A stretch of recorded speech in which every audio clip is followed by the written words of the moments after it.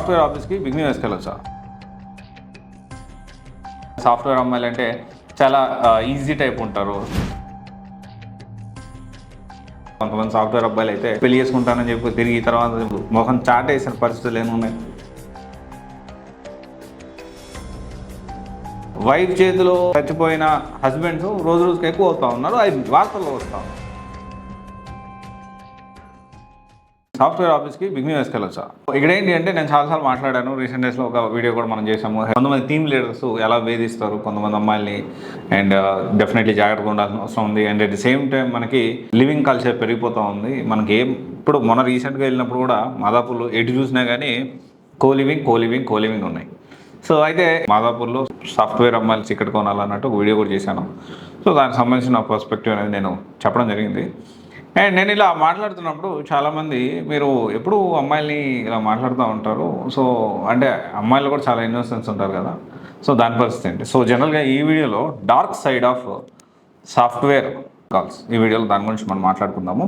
జనరల్గా ఏంటి అంటే జనరల్ పర్సెప్షన్ ఇప్పుడు రీసెంట్ మూవీస్లో చూపించడం కానివ్వండి, ఎక్కువగా మూవీస్లో ప్రమోట్ చేయడం కానివ్వండి. సో ఈ మధ్య దీని గురించి డిస్కషన్ అనేది సోషల్ మీడియాలో స్టార్ట్ అయింది.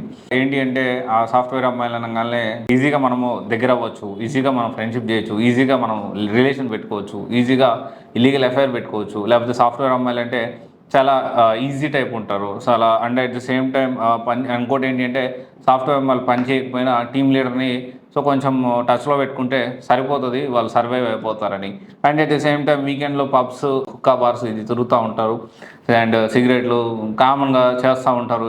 అండ్ సొసైటీకి చాలా దూరంగా, అంటే మన భారతదేశం కల్చర్ కంటే కూడా స్వదేశీ కల్చర్ కంటే కూడా విదేశీ కల్చర్ ఎక్కువైపోతూ ఉన్నాయి. సో ఇలా మనం ఏంటి అంటే రకరకాల ఒక మిస్కన్సెప్షన్స్, లేదా సాఫ్ట్వేర్ అమ్మాయిలు అందరూ కూడా, అంటే అందరూ కాకుండా కొంతమంది సో డెఫినెట్లీ అబ్బాయిల్ని బాగా వాడుకుంటారని. సో జనరల్గా ఈ డిస్కషన్ అనేది జరుగుతుంది. డార్క్ సైడ్ ఇంకోటి చెప్పనా, నేను ఒక సిచ్యువేషన్ చూశాను. డార్క్ సైడ్ ఆఫ్ సాఫ్ట్వేర్ అమ్మాయిలు నేను మీకు ఎక్స్ప్లెయిన్ చేయడానికి ప్రయత్నం చేస్తాను. అండ్ అంటే నేను రెండు పర్స్పెక్టివ్ చెప్పాను. ఇంతకుముందు ఆ పర్స్పెక్టివ్ చెప్పాను, ఇప్పుడు ఈ పర్స్పెక్టివ్ చెప్తా ఉన్నాను. ఎస్, మేబీ కొంతమంది ఈ విధంగా ఈజీ టైప్ ఉండొచ్చు. కొంతమంది అబ్బాయిల్లో కూడా అలాగే ఉన్నారు కదా, అబ్బాయిల్లో కూడా ఈజీ టైప్ ఉంటారు. కొంతమంది సాఫ్ట్వేర్ అబ్బాయిలు అయితే ముగ్గురిని, నలుగురిని, ఐదుగురిని, ఆరుగురిని మోసం చేసి అంటే పెళ్లి చేసుకుంటానని చెప్పి తిరిగి తర్వాత మొహం చాటేసిన పరిస్థితులు ఏమున్నాయి. ఇక్కడ ఏంటి అంటే ఇప్పుడు మారుతున్న పరిస్థితులకు అనుకూలంగా ఇప్పుడు ప్రెసెంట్ ఏమవుతుందంటే సాఫ్ట్వేర్ పక్కన పెడితే ఒకప్పుడు అబ్బాయిలు బాగా అరాచకం అనేది, విపరీతమైన అరాచకాలు చేసేవాళ్ళు చాలా ఎక్కువ మంది. ఓకే, చాలామంది అంటే అందరూ కాకపోయినా కొంతమంది అబ్బాయిలు బాగా అరాచకం చేసేవాళ్ళు, టార్చర్ చేయడము, వైఫుల్ని చంపేయడము. అందుకనే గృహహింస చట్టం అనేది వచ్చింది. కానీ పారుతున్న పరిస్థితి తగ్గట్టు రివర్స్ అయింది. అంటే అబ్బాయిలు అంటే ఒక ఎగ్జాంపుల్, ఒక 100 మందిలో 20 మంది చెడ్డోళ్ళు ఉంటే ఆ 20 మంది ఏదైతే ఆకృత్యాలు, ఈ వైఫ్ని పిల్లల్ని చంపేయడం, వైఫ్స్ని చంపేయడం, టార్చర్ పెట్టడం, సిగరెట్స్ కాల్చడం, ఇవన్నీ చేసేవాళ్ళు. ఇప్పుడు ఏంటి అంటే అదే సేమ్ ఒక 100 మెంబర్స్ అమ్మాయిల్లో ఒక 20 మంది అలా అమ్మాయిలు అలా తయారయ్యారు. సో అందుకనే రీసెంట్ డేస్లో మర్డర్స్ ఎక్కువైపోయినాయి. వైఫ్ చేతిలో చచ్చిపోయిన హస్బెండ్స్ రోజు రోజుకి ఎక్కువ అవుతూ ఉన్నారు. అది వార్తల్లో వస్తూ ఉన్నాయి. సో ఇప్పటి వరకు మనం ఇది ఎక్స్పీరియన్స్ చేయలేదు కాబట్టి మనకి కొత్తగా అనిపించింది. కొన్ని రోజులు అయితే అలవాటు అయిపోతుందిలే. సో జనరల్గా ఏంటి అంటే బేసికల్లీ ఏం చెప్పాలనుకుంటే బేసికల్లీ అమ్మాయిల్లో కొంతమంది చెడ్డోళ్ళు ఉంటారు, అబ్బాయిల్లో కొంతమంది చెడ్డోళ్ళు ఉంటారు. సరే ఇదంతా పక్కన పెడితే సాఫ్ట్వేర్ ఒక డార్క్ సైడ్ ఒకటి చెప్తా. ఒక సాఫ్ట్వేర్ ఎంప్లాయీ, ఒక ఆమె పెళ్ళయింది. వాళ్ళ హస్బెండ్ వచ్చేసి చిన్న జాబ్ చేసుకుంటా ఉన్నాడు. ఈమె కూడా ఒక చిన్న జాబ్ అనేది చేస్తూ ఉంది. ఓకే, ఈమె ఒక చిన్న జాబ్ చేస్తూ ఉంది, ఆయన ఒక చిన్న జాబ్ అనేది చేస్తూ ఉన్నారు. అయితే వాళ్ళ పిల్లలు కూడా, ఒక 2 పిల్లలు ఉన్నారు. ఈమె పొద్దున్న వెళ్ళి కష్టపడి, ఎందుకంటే వాళ్ళ ఇల్లు గడవదు, ఇద్దరు పని చేయకపోతే సిటీలో వాళ్ళు కనీసం ఇల్లు జరగని పరిస్థితి, పిల్లల్ని కూడా చదివించుకోలేని పరిస్థితిలో అంత ఎక్స్పెన్సివ్ ఉంది. ఈ హైదరాబాద్ చూసుకున్నా, బెంగళూరు ఎక్కడ చూసుకున్నా అంతే ఉంది, మెట్రోపాలిటన్ సిటీస్లో. సో కంపల్సరీ ఇద్దరు పని చేయాలి. ఇతను జాబ్ చేసే దగ్గర ఈమెని కొంతమంది, ఈమె జాబ్ చేసే దగ్గర అబ్యూస్ చేస్తున్నారు, టీమ్ లీడర్ వేధిస్తున్నాడు. ఎగ్జాంపుల్ చెప్తున్నా, ఒక సినారియో చెప్తున్నా మీకు, వేధిస్తున్నాడు. అండ్ పక్కన వాళ్ళు రూమర్స్ క్రియేట్ చేస్తున్నారు.